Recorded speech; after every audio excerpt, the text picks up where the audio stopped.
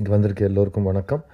இந்த thanks giving meet ஒரு ஒரு வித்தியாசமான ஒரு எக்ஸ்பீரியன்ஸாக இருக்குது. So for what I have experience. ஏன்னா இப்போ தான் படம் ரிலீஸ் ஆகிருக்கு. It's our 4th day in theatres.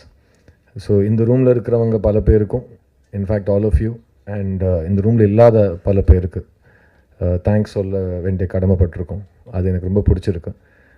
இந்த படம் வந்து ரிலீஸ் ஆனது, இந்த படம் எடுக்கப்பட்டது, இந்த படத்தில் நாங்கள் இருக்கிறது, இது மூணுமே ரொம்ப சந்தோஷமான நிகழ்வுகளை நான் பார்க்குறேன். பிகாஸ் ஒரு நல்ல கதை ஒரு டைரக்டர் நம்மக்கிட்ட நம்பி கொடுக்கறது, அதை வந்து ஒரு நல்ல தயாரிப்பாளர் வந்து முதலீடு செஞ்சு அது போக வேண்டிய இடத்துக்கு எடுத்துகிட்டு போகிறேன்னு ஒரு தைரியம் செலுத்துறது, இது ரெண்டுமே இன்றைக்கி சினிமாவில் ரொம்ப ஒரு வண்டர்ஃபுல்லான ஒரு நிகழ்வாக இருக்குது.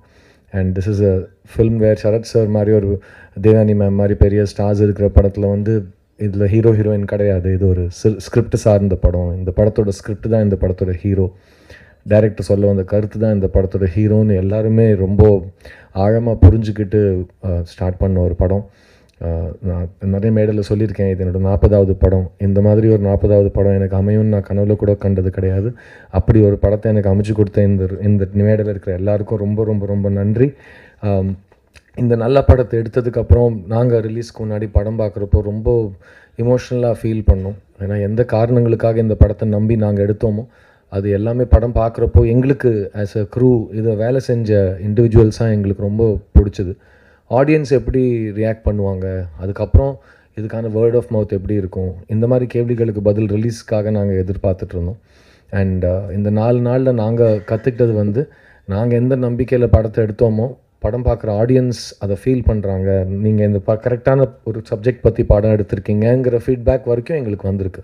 அதுதான் இந்த படத்தோட இது வரைக்கும் நாங்கள் பார்த்த success. Because producer will tell you what all success the film has achieved, ஃப்யூச்சரில் என்னெல்லாம் அச்சீவ் பண்ணணும். பட் இந்த படத்தில் ஒர்க் பண்ண ஆர்டிஸ்ட்ஸ் எங்களுக்கு வந்து நாங்கள் எந்த இமோஷ்னல் நம்பிக்கையில் இந்த படத்தை தேர்ந்தெடுத்து இதுக்காக ஒரு வருஷம் உழைச்சிருக்கோமோ அந்த இமோஷ்னல் டெப்த் வந்து ஆடியன்ஸ் ரொம்ப பியூட்டிஃபுல்லாக கனெக்ட் ஆகுறாங்க. ஸோ இனிமேல் இந்த படம் வந்து இப்போ தான் it's just the beginning. And இது வரைக்கும் இந்த படம் வந்ததுக்கு முக்கியமான காரணம் என் முன்னாடி உட்காந்துருக்கிற நீங்கள் பத்திரிகை நபர்கள், நம்ம நண்பர்கள் தான். ஸோ இந்த மாதிரி ஒரு படம் இருக்குது, தியேட்டரில் இந்த படம் ஓடிட்டுருக்கு, இது என்ன மாதிரி படம், இதில் யாரெல்லாம் வேலை செஞ்சுருக்காங்க, இந்த படத்தில் நீங்கள் என்னெல்லாம் எதிர்பார்க்கலாம், இந்த எல்லா விஷயங்களும் நீங்கள் தான் ஆடியன்ஸ் கிட்ட போய் எடுத்துகிட்டு போயிருக்கீங்க. அதனால தான் இந்த தேங்க்ஸ் மீட் வரைக்கும் நாங்கள் வந்திருக்கோம். இனிமேல் இந்த படம் வெற்றி காணப்போகுது, எவ்வளோ பெரிய வெற்றி, அது வந்து இனிமேல் அடுத்த 2-3 வாரத்தில் தியேட்டரில் எவ்வளோ பேர் இந்த படத்தை வந்து பார்க்குறாங்கிறத பொறுத்து இருக்குது. அண்ட் அதுக்கான வேர்ட் ஆஃப் மவுத் ஸ்டார்டிங்லேருந்து ஃபஸ்ட் டேலேருந்து ரொம்ப ரொம்ப நல்லா இருக்குது. அண்ட் எல்லோரும் படத்தை பார்த்துட்டு, நான் ரிலீஸ்க்கு முன்னாடி 2 விஷயம் சொல்லியிருந்தேன். இந்த கதை ஸ்கிரிப்ட் படிக்கிறப்போ எனக்கு 2 விஷயம் தோணுச்சு. ஒன்று, கதை படித்த உடனே போய் எங்கள் அப்பாவை இறுக்கி கட்டி பிடிச்சி ஒரு முத்தம் கொடுக்கணும் போல் இருந்தது. அதுதான் இந்த தேங்க்ஸ் மீட்டோட போஸ்டராகவும் இருக்குது. ஸோ உங்களுக்கு நான் ஏன் அது சொன்னேன்னு இந்த படம் பார்த்ததுக்கப்புறம் புரியும்னு நினைக்கிறேன். 2வது விஷயம் வந்து, எனக்கு எப்படி இந்த ஸ்ரீ கணேஷுங்கிற எழுத்தாளனுக்கு எங்கள் வீட்டில் நடந்த கதை தெரிஞ்சதுன்னு ஒரு ஃபீலிங் எனக்கு வந்தது. எப்படி அவருக்கு நான் அப்படியே எனக்கு நடந்த மாதிரியே நடக்குது, எப்படியே என் ஃப்ரெண்ட்ஸுக்கோ, என் கசினுக்கோ, எங்கள் அப்பாக்கோ, எங்கள் அம்மாக்கோ, எங்கள் அக்காக்கோ நடந்த மாதிரியே நடக்குது. அது வந்து நேற்று நாங்கள் 2 நாளாக நிறைய ஊராக சுற்றிட்டுருக்கோம் அருண் விஸ்வாவோட. ஒரு தேட்டர்லேயும் போய் ஆடியன்ஸை பார்த்து அவங்களோட பேசி என்ன ஃபீல் பண்ணுறீங்க, அதில் நிறைய பேர் சொன்ன விஷயம், அப்படியே எங்கள் வீட்டில் நடந்தது இந்த படத்தில் நீங்கள் எடுத்திருக்கீங்க, அப்படியே நான் எங்கள் அப்பாவை பார்க்குறேன், அப்படியே நான் என்ன பார்க்குறேன், ஒரு காலேஜ் பருவத்தில் இருக்கிற சீன்ஸ்லையாக இருக்கட்டும், கல்யாணம் நிச்சயமாகி ஒரே வீட்டுக்குள்ளே ஒரு தம்பதியர் வாழ்கிற வாழ்க்கை, அவங்களோட அப்பா அம்மாவோட அதோட எவ்வளோ ஸ்மூத்தாக இருக்குது, அதில் எவ்வளோ ஃப்ரிக்ஷன் இருக்குங்கிற விஷயமா இருக்கட்டும், ஒரு வீட்டில் ஒரு தங்கச்சி ஒரு தங்க வந்து குடும்பத்தையே தாங்குகிற அளவுக்கு ஒரு என்டர்பிரைசிங் அண்ட் பிரில்லியன்ட் பொண்ணாக இருக்கா, ஒரு வீட்டில் வந்து ஒரு அம்மா வந்து எல்லா முடிவுலையும் நடுவில் நிற்கிறாங்க, பட் அவ்வளோவா பேச மாட்டாங்க, ஒரு வீட்டில் ஒரு அப்பா வந்து தான் கஷ்டப்பட்ட மாதிரி அவர் பையன் கஷ்டப்படக்கூடாதுன்னு சொல்லிட்டு என்ன மாதிரி ஆகிடாதப்பான்னு ஆதங்கத்தில் சொல்கிறதா இருக்கட்டும், இந்த மாதிரி பல விஷயங்கள் எல்லாரோட வீட்டில் நடந்த சம்பவங்களாக இருக்குது. அதுதான் இந்த படத்தோட அழகு.